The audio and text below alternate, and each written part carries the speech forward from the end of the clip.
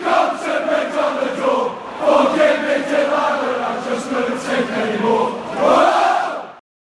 Welcome back to this week's Stat Show. We're finally going to be looking over a win and a fantastic performance from Paul Lambert's first game in charge. We're starting with looking at Stoke's pressing statistics so far this season to see just how much Lambert has changed the Potters' pressing style. To do this, we need to have a look at passes per defensive action, or PPDA as it will be referred to from this point onwards. PPDA looks at how much a team allows their opposition to pass before interrupting this through either a foul, a tackle or an interception. Basic formula is simple. The lower the PPDA, the more a side is pressing. This is because the PPDA being lower means that the opposition are being allowed to pass the ball less before Stoke intervene. So let's take a look at Stoke's PPDA in the opposition half, as pressing in the opposition half shows a push up the field and willingness to take the game to the opposition. It is clear that Lambert has got Stoke pressing much higher up the pitch and much more aggressively than Hughes ever could. In this graph, the shorter the bar, the more the team are pressing, and as we can see, bar number 24, the bar for the Huddersfield game, is the smaller. This reflects the aggression that Lambert wishes the side to play with,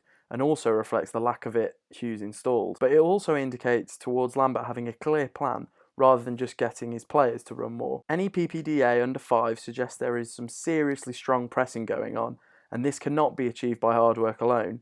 It is built upon intelligent pressing at the correct times to create pressing traps. Aaron Moy was the victim of these pressing traps at the weekend, and his stats from this game compared to his season stats show this. Moy struggled as Stoke deliberately forced the ball to him, then cut off his passing options, forcing him to look for a more adventurous and difficult pass, shown by a significant drop in the number of passes and passing accuracy. If Moy dithered for too long or took a bad touch, Stoke players immediately sprang on the Australian to dispossess him. The constant pressure ensured that Moy could not get forward and contribute to Huddersfield's attacking play, and Lambert's plan strangled the Terriers' most important midfielder. The pressure and work rate of the midfielders and attackers is something that Lambert has discussed at length. Whenever questioned about Stoke's appalling defensive record, our new manager has always responded by talking about how we need to defend as a team, and Saturday's win was a clear example of this. The increased contribution to the defensive side of play from players up the pitch allowed the defence to put in a dominating performance. This was because the opposition access to the defence was much more difficult than it had been under Hughes, meaning that whenever our defenders were required to contribute,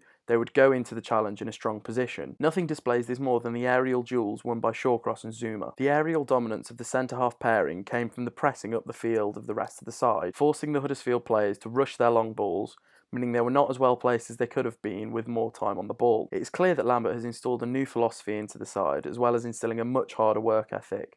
And to put the Huddersfield win down to increased running a load is an insult to our king Paul Lambert. So that's it for this week's Stat Show.